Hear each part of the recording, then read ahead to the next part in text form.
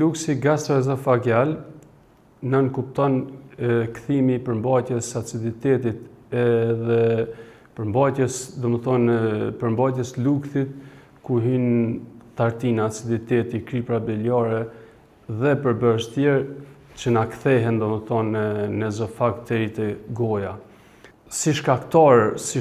më të shpeshtë, shkaktari kryesor mund të themi është relaksimi ose humbja e funksionit të sfinkterit poshtëm, apo siç njihet në popull kapaku i lukthit,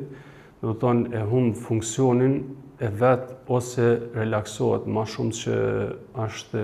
normale, edhe hapet,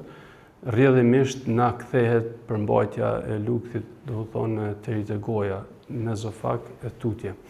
Shkaktar tjerë mund t'i cekim hernin hiatale ku lukthi, do të thonë, del nga pozita vet anatomike dhe ngjitet sipër mbi diafragmë, mbi nivelin e diafragmës dhe bën presion, do të thonë, edhe në organet e toraksit, siç janë mushkrit e zemra, po edhe e provokon refluksin. Pastaj është obeziteti, janë ushqimet me racionet të mëdha të ndryshme, ushqimet pikante, është kafeina si provokues i gerdit ose refluksit, pijet që përmbajnë kafein, janë disa lloje të medikamenteve, do të thonë që e nxitin refluksin, simptomet që na jep gerdi, i kena disa që i ndajmë tipike, atipike, edhe simptomet alarmante. Tipike kena urdhë apo djegësim pas drasës gjoksit, që është më shpeshta, kena, do të thonë, regurgitim, kthim i tartinës deri te goja, edhe në raste tjera kena gojë të thatë, erë nga goja, do të thonë pacienti ankohet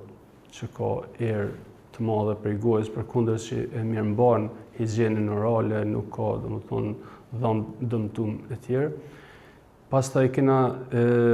simptomet atipike ku hyn kolla e thatë, që e merr pacientin kollë e thatë kronike, kohë gjatë e merr, do të thonë ka pacienti kohë gjatë e kollë thatë. Pastaj nxizja e zërit, ndjesia që i ka ngec ushqimi, globus pharyngeus është ajo for simptoma, ku pacienti thotë, e kam ndjenjen që më ka mbet ushqimin në fyt, doktor, s'po më kalon. Dhe simptomat tjera. Simptomat alarmante i kena, do të thonë, dhimbje e forta pas drasës gjoksit, jo kardiake, vështirësitë në përbirje apo disfagjit, do të thonë, pastaj kena gjakderdhjet, hematemez me len. Gerdin e diagnostikojmë më së miri me gastroskopi. Do të thonë, ezofagogastroduodenoskopi, ku përmes kamerës, një tub me kamerë, hym përmes gojës dhe shkojmë deri në zorën dëmëtgjeshtore dhe shohim komplet, do të thonë, mukozën e ezofagut, lukthit dhe zorës dëmëtgjeshtore. Trajtimi shkon varësisht prej simptoma,